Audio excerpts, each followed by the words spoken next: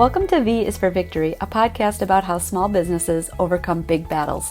I'm your host, Jill Miller of Vera Creative, a boutique marketing firm in the Chicagoland area where I'm also a part-time professor of an advertising course. Join me as I talk with entrepreneurs about the challenges they faced as well as their strategies for success.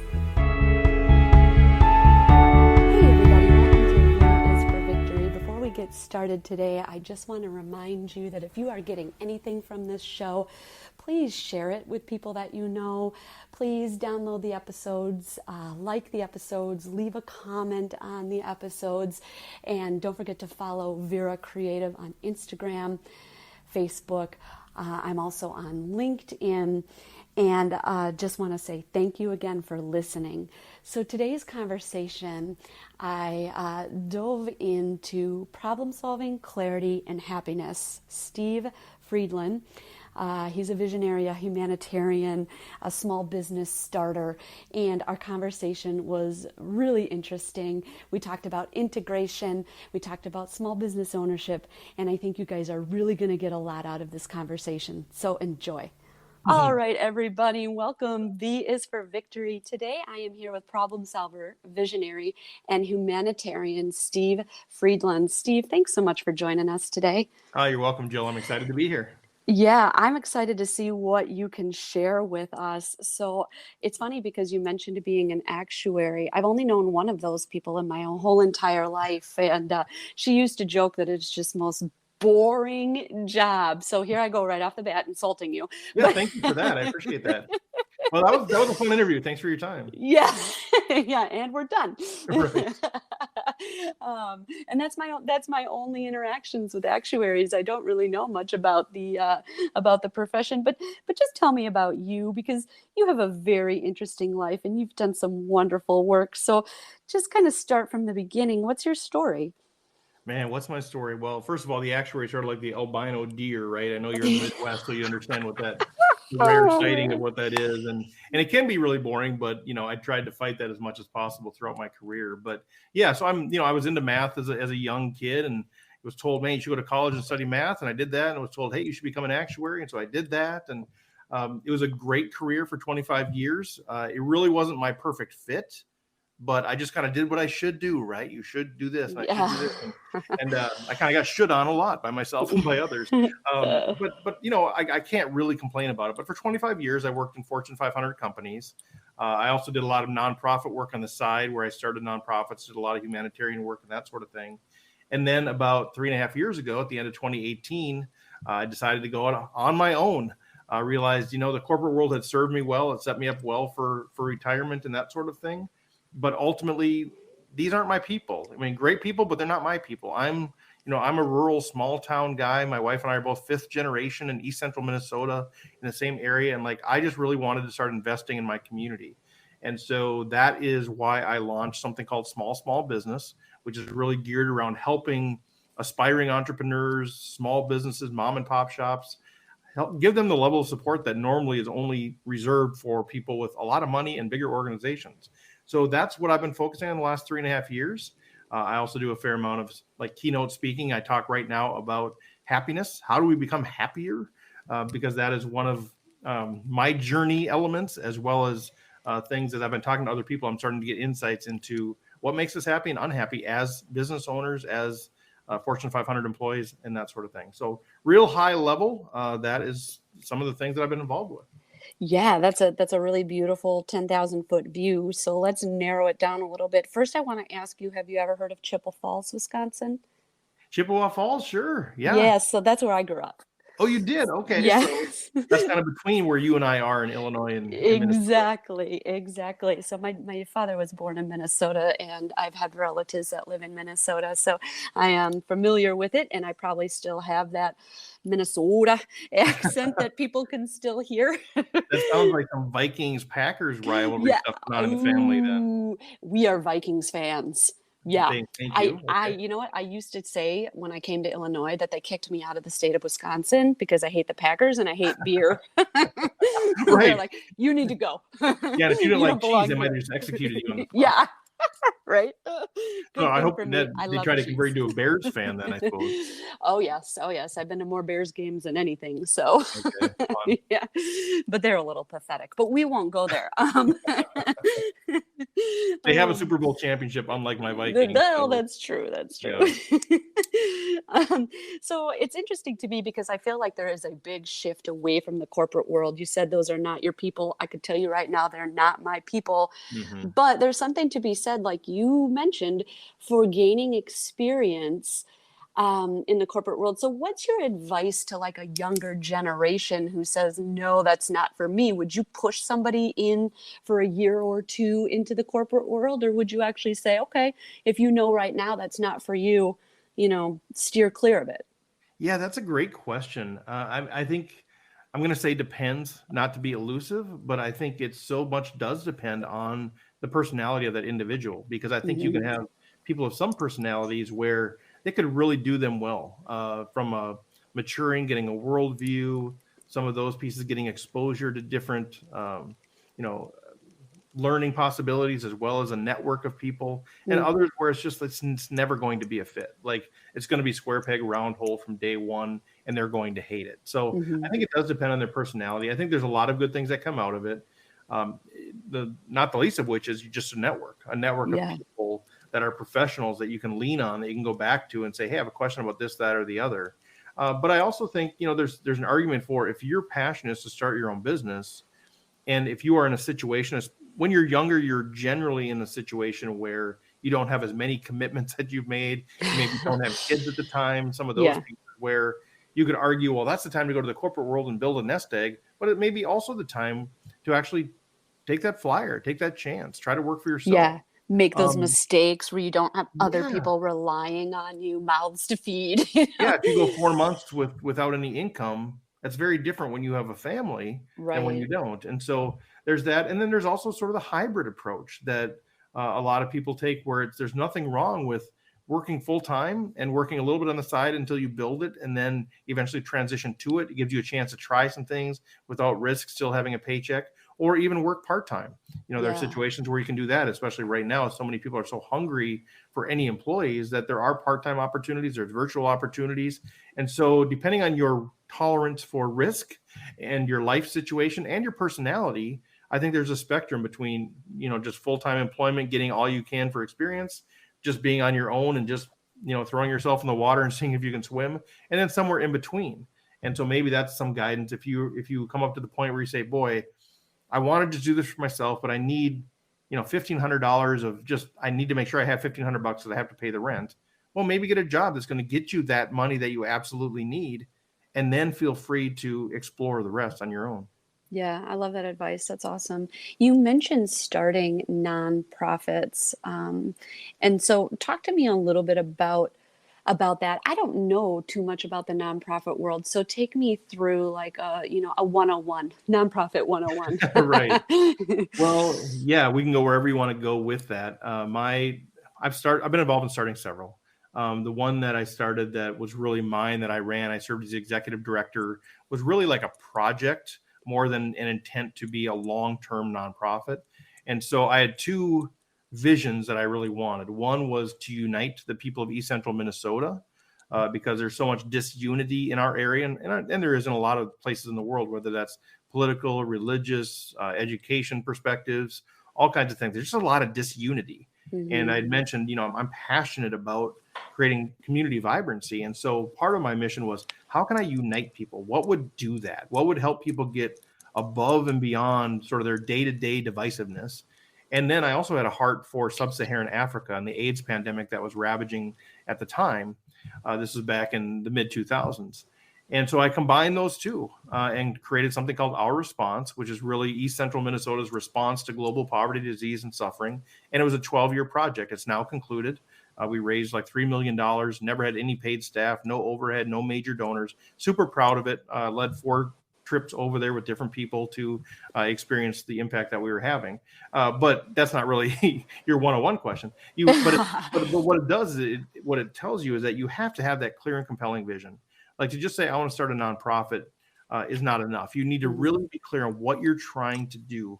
just like with anything, clarity, clarity, clarity. And then nonprofit leadership is all about that clear and compelling vision and creating ownership. It's that ownership that creates engagement, that creates movement, that creates momentum, that creates people, giving people a sense of belonging. And I tell people this all the time, that I believe the best corporate leaders, especially going forward, are going to come out of the nonprofit sector, because you have to lead with vision. You don't have people's paychecks to hang over their head, or their potential bonus, or those sorts of things, right? If people don't want to give money, they just stop. If they don't want to volunteer, they just stop. There's no, you have to engage them with a vision.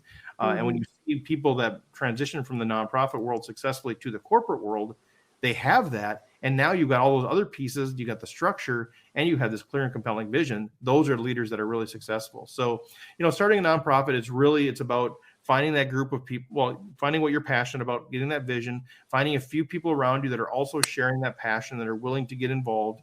And then it's just a matter of doing the work and kind of putting the message out all over the place. Yeah, that's a really good point that you say about finding the people who get the vision and share the passion. Because I was going to say, how do you get people to work for free? Because it seems like, to me, that's the other kind of reluctancy in, I don't know if it's generational or just, I don't know, like people who own a business, who want to own a business, don't understand the amount of things you do that don't result in immediate profit, money, right? Yeah. This podcast, for example, Yep. doesn't make me a dime, but costs Yep. me money. But there's a long-term vision there that, so talk to me a little bit about that, because I think, for my audience who are just starting businesses or thinking about starting a business, it's not a fun topic. Hey, you're going to have to work for free. But I think it's a hard realization that people maybe don't, they just don't expect it. And then it's a hard realization. I'm kind of stumbling over my words there, but you get me. No, it is a hard realization. It is for sure, nonprofit world or starting your own business. And again, that's where clarity comes in. You'll hear me say that word over and over and over again, because I'm like the Albert Einstein quote where he said, if I had an hour to solve a problem, I'd spend 55 minutes on the problem, 5 minutes on the solution. I'm such a believer in clarity. And so when you talk about either understanding or learning to understand that you have all of these things that you're going to do that aren't direct resulting in income, like you go to work, it's transactional, right? You work 40 hours, I'll pay you this much. Small business and nonprofit is all about investing in the future, like you're talking about. And so what I found is really helpful is to, once you're clear on what your passion is, what your vision is, and even what your business model is, you start with this idea of in 1 year, 5 years, whatever your time frame is, say, what does my ideal week look like? My ideal month look like? My ideal day look like? And you start to realize, okay, this is what my business model is. It's going to be X hours spent generally in sales related activities, X dollars spent in actually doing some work that I'm getting paid for. And then, X time in administration, that sort of thing. So you start getting a picture of what that looks like. And then all the things that you're doing now should lead directly to that. So I think that's what a lot of people get stuck on, is they just think, oh, I'm supposed to do social media. So they get their Twitter, Instagram, LinkedIn, they start doing stuff, and it might be even really good, but it doesn't lead to what they're actually trying to do. Yes. And so there are all of these little pieces, these little fractions of things that you're doing. And I'm guilty of this too. I'm learning this as we go, that are kind of out there, but they're not cohesive. They're not integrated. They're not actually leading to where you want to go. And so that's where it's easier to make those investments in things that you're not getting paid for, like podcasting. If you have a vision for what that's going to do, if this is part of your strategy to connect with thought leaders, to build an audience, to kind of share insights, to get your own insights, whatever it is that your vision is, if you see that those are contributing to where you're ultimately trying to go, it's a lot easier to get up in the morning and do that. It's a lot harder to do a podcast when it's like, I'm not getting, I'm losing money on this and it's really not taking me in the direction I want to go. That's a lot harder. Just like posting on Instagram is a lot harder if it's just, okay, good, I got 2 more followers, so what? But if you see it moving in the direction you want to go, as far as either developing your brand or creating connections or leads, referrals, then it's a lot easier to get up in the morning and do those things. So that's my advice, is just really understand where you're trying to go. It's kind of like the Alice in Wonderland thing. If you don't know where you're going, any road will get you there. You're right. You're trying to go, right? Know where you're trying to go, And then all of these things, and I'll tell you right now, just like you're telling them, Jill, there's going to be things that you're doing that you're not going to get paid for. That is the nature of running your business. But if they lead you in that path, it's going to be a lot easier to do them, and it's going to bear more fruit. Yeah, I love that you use the word clarity. Yesterday to two different clients, I was explaining to them having a purpose for each communication. So in both things, one was asking about, what do I do next with my text platform, my email marketing platform, and my social media platform. And another one was an email marketing platform. And I was telling them both, I'm like, just every communication you put out needs to have a purpose, a goal, and then you need to be strategic about how you're going to achieve that purpose or goal. Don't just send something willy-nilly because somebody told you should post 3 times to Facebook a week or a day, or, because that's how you lose your audience fast. And they're both in industries where you're bombarded with information and they can't afford to lose the audience. But, one other thing I just wanted to say, because it came to my mind, and, anybody listening who's starting a business, is it's easy to get up and do the part that you like. So like if I like marketing, so it's easy for me to just find a client and jump right into, doing their marketing. But put your own business needs, like set yourself up, do the logo, do the branding, figure out the fonts, set up the email account before you get email addresses, set up the welcome email series before you have people waiting to hear from you. That's kind of where I see right now in my own consulting business, people kind of putting the cart before the horse, right? Where they're just not, they're so excited about what they're doing, and that's great. And they're passionate and they're very good at it. They're very good at it. But then by the time they come to me for marketing help, it's like, whoa. We gotta back it up a few steps here.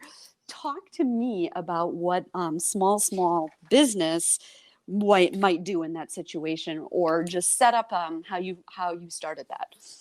Yeah, that's a great point, because I think a lot of people, and I don't mean this as bad as it's going to sound, but a lot of people are just sort of playing small business. Like we think of small business, and so we spend all this time creating a logo and a font and a letterhead and business cards and all of those things. And those are important, don't get me wrong.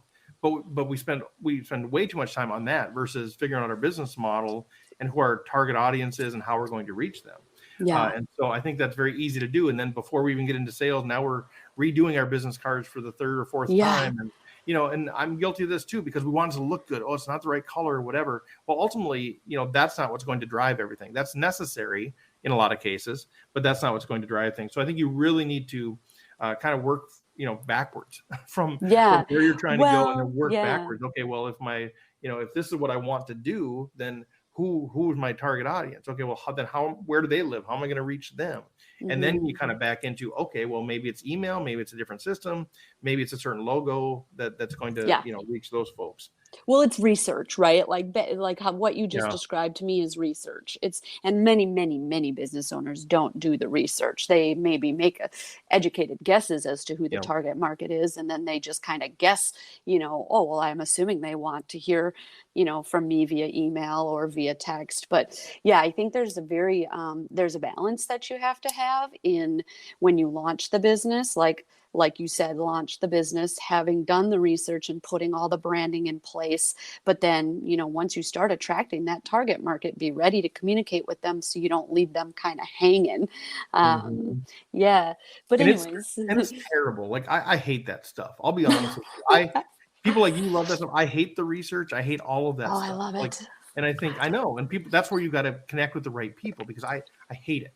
And I hate all of it. But I think part of that is because my natural bent. But you're an actuary. I'm an actuary, right? I spent 25 years. I'll tell you, Jill, what I love to do, I love to solve problems. And I've been saying this for 30 years. If I could just sit in a room and people just bring me problems, I get to work and solving those, that's what I want to do. So that's my passion. But the reality is that's never going to happen. I can't just put a sign up on my house that says I solve problems, and people are going to stop by and give me money to solve problems. Yeah, a little Lucy booth. You're right. Well, that's what I want. Like, honestly, that's all I want to do is solve problems. So now it's about how can I set up a system and structure that's going to not require me to do too much of that other stuff, but just enough, and get the right people, surrounding myself with the right people that can actually help me get there. And then just being honest about what I love to do. Because that's another piece of this whole thing too, is that, we figure out what we love to do. And honestly, a lot of people don't even know what that is. I'd say clarity starts with knowing who you are and what you really love to do, not what you should want to do, not what you've always done before, not what you think people expect of you. Figure out what you really love. And this has taken me a while. Like, I started this small business consulting thing. I'm like, I'd get like coaching. I'd start doing executive coaching. And after 2 or 3 sessions, I'm like, I'm bored. Yeah. And they were great clients and they were paying me good money, but I hated it because it felt like management to me. And so it took me a while to figure out, like, well, what is my problem? Like, I've started all these podcasts, started nonprofits, started all these Fortune 500 divisions and all of these things and patents and all of these pieces, but like, I don't really know who I am, what I really love to do. And it was only, maybe 6 months ago, I realized it's just solving problems. Like, that's what I really want to do. And so, I say that to say, just get really super clear on who you are and what you want to do, and then build a business around that. We live in a day and age right now where we can kind of have a business doing anything. And so don't limit yourself to say, well, that's crazy. Nobody's ever just been a master problem solver. Figure out how can you do that, or whatever it is in your, if you love to set up those systems that actually lead, from leads to sales, man, do that thing. So I'm getting a little bit off topic, but clarity. No, this is really good advice. Is so critical because the reason that so many of us are doing small businesses is because we just want to live the life that we envision. We don't want to just, work for a big company. We want to have our life, and ultimately we want to be happy. And so I think we're going to be happiest if we can really be creative in creating a business that actually really resonates with who we are. So we get up in the morning, we're like, yeah, let's go. Even when there are pieces that we don't want to do. Yeah, I would say that the happiness piece and the knowing who you are piece are absolutely linked, because the world isn't exactly set up in a way that makes it easy for people to figure out and know themselves. Yeah. We have a lot of messages about who we should be or what we should do or who we should like and who we should follow.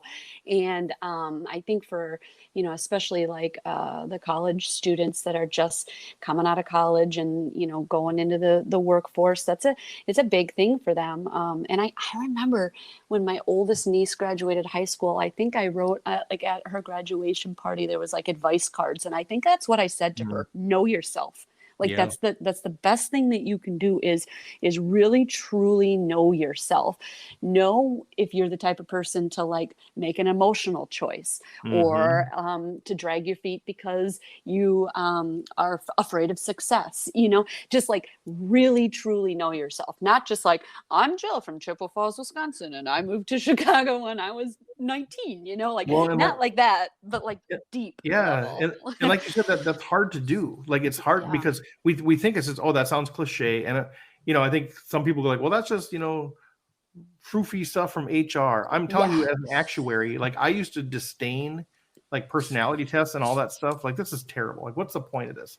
This is awful. Like, knowing yourself. And I hate to even admit that. And then when I realized when I became misaligned, when my job was asking me to do things that was misaligned from who I truly was, the misery and unhappiness that I had, even in the midst of a good life, I started realizing how important it is to be aligned with who you are. And that starts with what you're saying, knowing yourself. And some of the most breakthrough conversations I've had with clients is not around the problem solving. As much as I love problem solving, it's those clarity sessions we have on the front end. Okay, let's just figure out who you are. And all I do is ask questions for 90 minutes, right? And they leave there going, oh my God, I know exactly what I need to do with my business. And we didn't even talk about the business. Right. We just talked about who they are, and they realized where those places are that make them come alive and where those places are that they hate. And then you start asking, what do you want to do with the business? Just asking questions. Why did you start this business? And a lot of people can't even answer that. Yeah. So you think, well, it seemed like the right thing to do. Okay, well, maybe it was, but let's talk about what do you want out of the business? Are you looking to maximize your income? You're looking to maximize your free time, some balance of that? Are you looking to create an asset to pass on to the next generation? Are you looking for community impact? Like, what are you looking for recognition in your community? Or are you looking to hire a bunch of people to, help the employment of the community? Are you looking to just work for yourself and not have people working for, like, what are you really trying to do? And a lot of people can't answer that. And just by asking those questions about who they are and what they want out of the business, people go, oh, now I know what my business should look like and how to attract my target market. And I'm like, We didn't even talk about that. But that's why clarity is so powerful. And if you don't have that clarity, like we've been talking about, you just start making all of these other downstream decisions, and you wake up one day and you go like, this either isn't even effective, or I hate this. I hate my business. Yeah. This isn't what I want to do. Should I just quit and go work somewhere? And that's a very miserable spot to be in, especially when you've spent 5, 10, 20 years investing in it. Yeah, absolutely. So do you find then once you help people figure out the clarity piece that the happiness piece follows, or what was your own experience with that?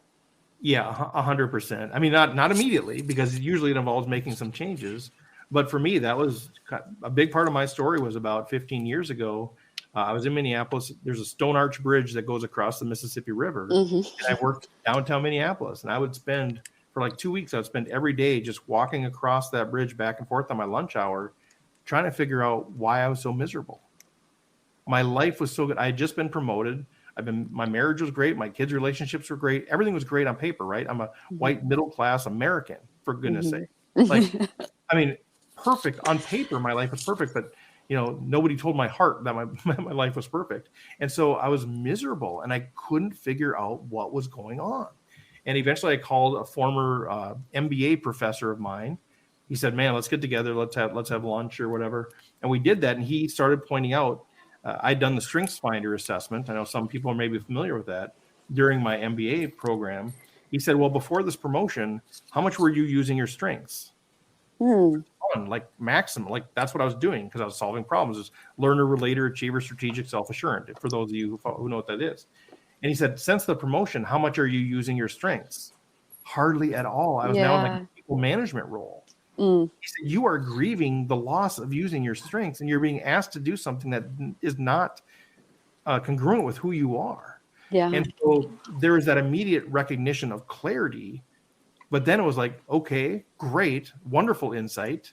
Now what? I took this promotion and now I'm leading people, right? And so what do I do? And so it wasn't immediate, but as soon as I started making those changes in my career that more aligned with who I was, that's when the happiness followed.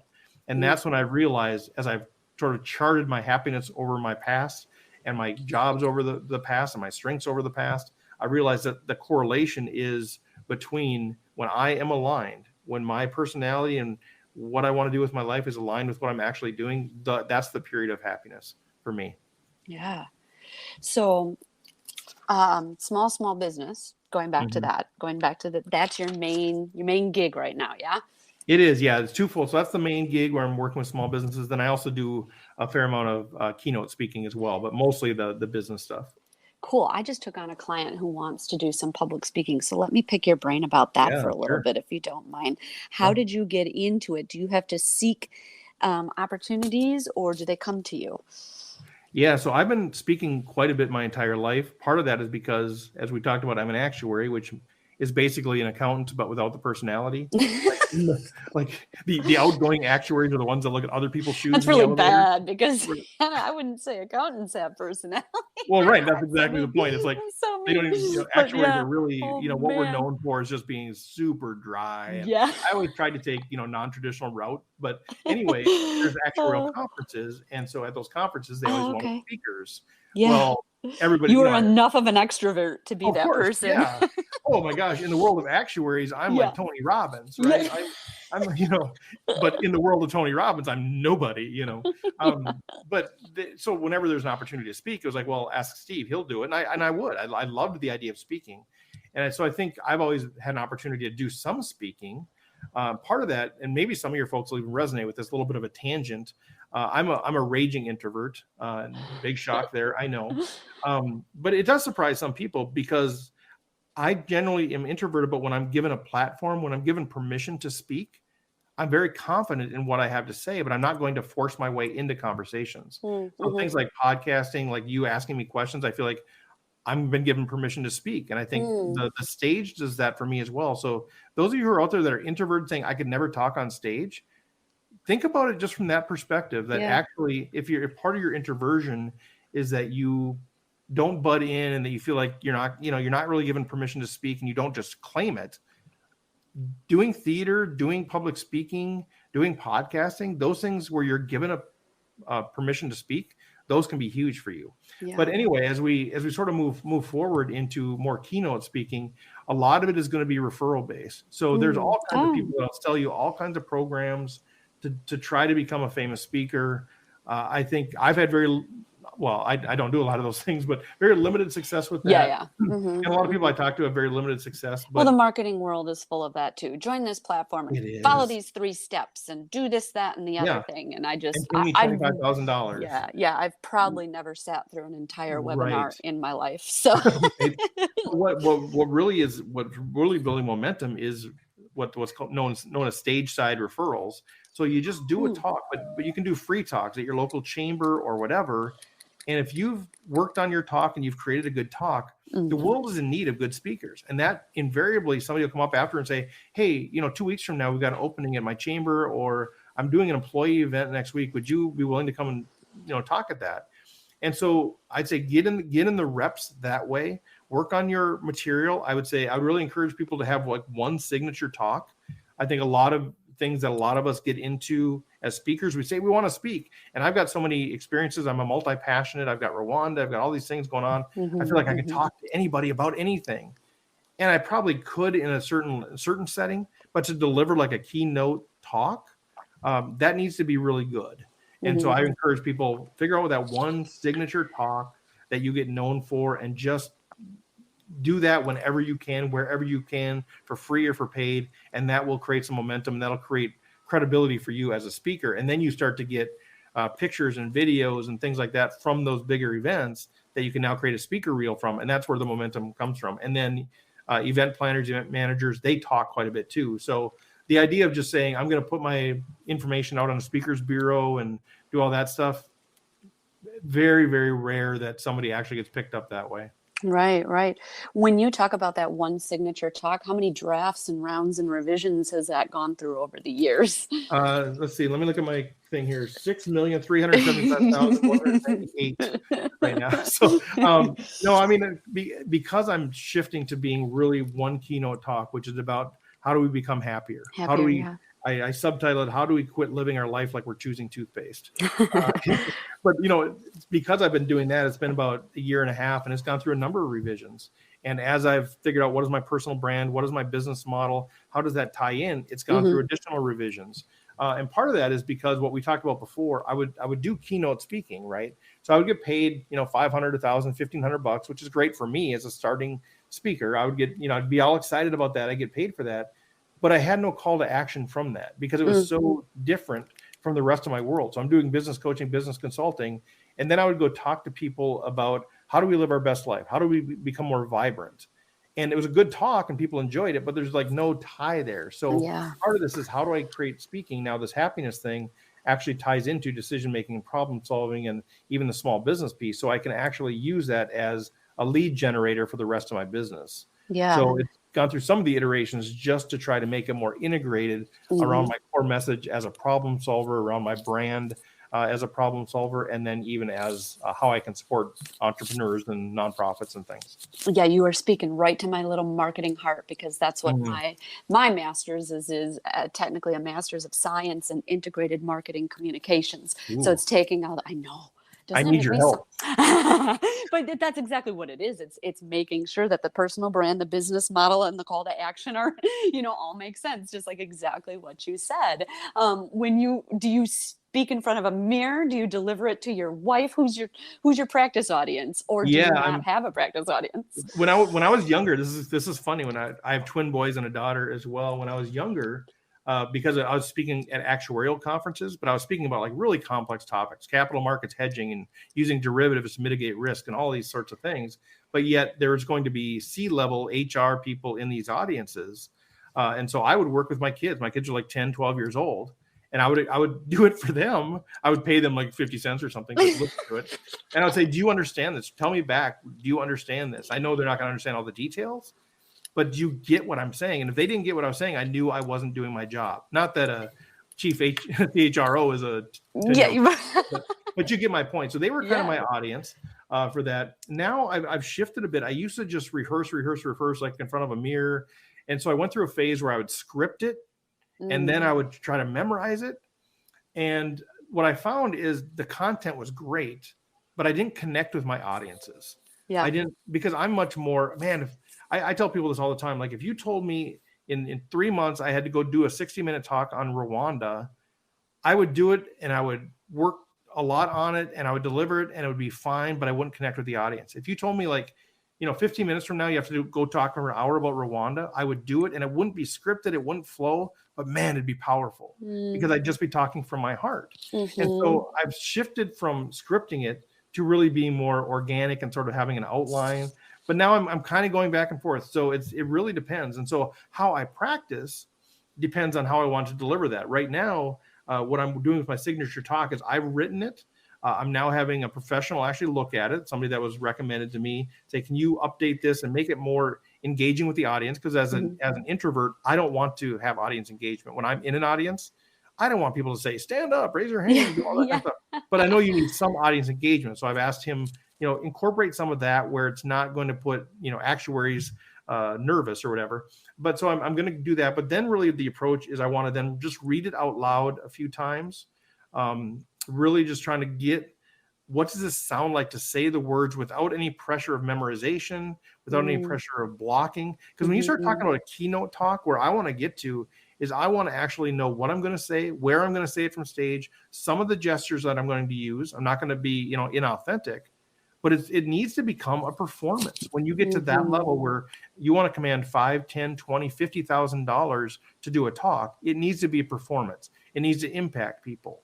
And you don't get there by just winging it. And so it kind of depends, like what we've been talking about, clarity. Yeah. What do you want to accomplish with your talks? Do you want to, is it more of a networking tool for chambers? Then just get to know it good enough, have a few cute slides, share some powerful stuff and have a real clear call to action. That's enough. If you want to start, if you're looking at, I want to get $10,000 stages and I want to be, I want to go on right before, Simon Sinek or something, that takes work. And so that's why they command $10,000, $20,000 is not because they're worth that on an hourly basis. It's because they put all of those hours into doing it. So I think, again, clarity, but for me, as I want to be a keynote speaker, so I need to have one talk, get it to the point, prepare it in the sense to answer your question, really almost get it memorized as if I'm doing a monologue in a theater group, know what I'm going to say, where I'm going to say it, and know it to the point where then I can engage with the audience because I've scripted it, but I've memorized it to the point that now I know it so well, I can now engage as if it's really natural. Yeah, I'm going to link this to yoga teaching because I'm a yoga teacher and it's the same way. In our training, they just beat out of us thinking about something you're going to say before you go into that room and say it. And you can, because of that, I mean, I can pretty much spot like a planted quote from a mile away from any yoga teacher. It almost is like, well, that was awkward. It's like the most awkward thing. When you hear it, you're like, yeah, no, that did, it doesn't go over as well. And I have taught yoga for years. And in the beginning, you do that and you're like, I'm going to do this. And you plan out your poses and and it is so much harder to teach that way. But I understand that some people don't have the confidence or maybe even the knowledge. And, just like in any industry, not all yoga teachers are created equally. But like I want to say the only time I ever had poses written down was because there's a very known sequence of order of poses that we do in the style of yoga that I teach. And I decided one day that I was going to be planted and scripted a little bit. And I taught it backwards. And it was... there, just like in public speaking, there were two very pivotal moments. One about midway through when people realized what I was doing. And the second moment was when you typically start in a face down position and then you land and then you you typically start like the very beginning of the practice would start standing up at the top of your mat. Everybody's standing. Okay. So when I taught it backwards, we ended that way. So when everybody was standing at the top of their mat with their hands in namaste, like hands to their heart, like prayer mudra, and I said, okay, good job, everybody. It was very chilling moment, and everybody was smiling and everybody was, happy. And they had just had this experience of this like total unexpected shift, right? Like they came in expecting to do a particular, sequence, and teachers mix it up here and there, but generally speaking, it's the same. And it went over very well. And so that I was very thankful. Now, if I ever tried to do it again, I guarantee you it wouldn't go over that well. Mm. You know what I'm saying? Like it's not something that can be replicated. It just isn't. It No, I worked. think that's right. Yeah. So I just share that because I find that even though it's like, well, I'm a marketer and a yoga teacher and I teach at a university level, but I just find that there's so much crossover in things. And that's another piece of advice that I really try to get across to my clients is like, don't discredit one part of your life as not being valuable to teaching you about another part of your life. Mm-hmm. It goes back to that integration piece. Yeah, and as a multi-passionate person, that's how I recently was on a podcast and they used that term multi-passionate. I'm like, that's who I am. I've never used that term to describe myself, but because I get excited about everything, like it doesn't matter what it is, I get all excited about it. And but you're right as far as how you learn from other things. Like so, about 10 years ago, I got into playing poker, Texas Hold'em. Started a podcast, of course, and made a big membership site out of it. It became really, really popular. But I've learned so much about life from poker. And I'm like, who would have thought about that? Mm-hmm. But if you're looking for that opportunity, if you're always looking for growth, if you're always looking for insights into who you are and life and how all of this works together, you'll find them. They're everywhere. But I think just certain personalities are sort of bent that way and others don't. But for those of you that are listening that are, aspiring entrepreneurs or business owners, look for truth wherever you can find it. Whatever you're into, if you're into yoga or running or podcasts, listening or whatever it is, there's truth there that I think will be applicable to your business if you're looking for it. Oh, that's such good advice. I love that. Very powerful. So talk to me a little bit about where people can find you online. Where do you spend most of your time there? Where do you want people to read more about you? Yeah, so I'm all over social media, but I really focused recently on LinkedIn. Okay. So I do a daily video out there called Steve's Daily Stool. And yes, that is intentional. Me sitting on a stool, but obviously there's some multiple meanings there. It's kind of fun. Kind of bring out my personality a little bit. I like to have a little bit of fun. But so LinkedIn, and then I've got a couple of websites. If you are into small business, if you're a leader there and want to maybe chat, I do a 30-minute free consultation. I also have something called Prove It. It's a program I just started, which allows micro businesses to get my services at 10% of the cost. It's a really powerful thing because I'm just such a believer in prove it. What we talked about earlier, so many people say, hey, I can really help increase your business. You give me $5,000 and it'll be amazing. And maybe it will, maybe it won't, but there's no proof. There's no results-based piece at all. And I can't just spend $5,000 without knowing there'll be results. And so I'm trying to bring that to micro businesses where, hey, I'll prove it to you. And if it doesn't work, money back guarantee, let's go. So I didn't mean to make that a sales pitch, but smallbusiness.com is where my small business stuff is. And then my speaking stuff is at stevefredlund.com. Great. And I will link both of those in the episode notes. One final thought. What do you want to share? What's the biggest message you want to share with the audience today about anything? Yeah, I would say it's what we've already talked about. It's clarity. Know yourself, know what you want out of your business, and then intentionally make decisions aligned to that clarity. I'm a math guy, so I've got all kinds of formulas for all kinds of everything. But the most simple one I have is clarity plus intentionality equals happiness. I love it. I love the formula. Thank you. There has to be one. If you watch my videos, you'll see like I've got, okay, here's for the rest of the people and here's for the actuaries. And I've got summation, sigma. I've got all kinds of stuff going. I can't help it. But like you said, like we've been talking about, everything's integrated. So you got to have a formula because that's a part of who you are. Yeah. Well, and it's who I am. Like that's kind of the key takeaway. Like I am a math nerd and I'm a problem solver and I'm not going to appeal to everybody. That's just part of the deal. Yeah. But man, if I want to really love who I am and love what I'm doing and those things, I've got to be true to that. And it is what it is. Well, I love who you are. I love what you're doing. And I love that you shared it today on this podcast. Thank you so much for your time. Like I said, I will link all of your social sites and your websites in the episode notes for everybody. Sounds great, Jill. Thanks so much. It was a pleasure. Yeah, likewise.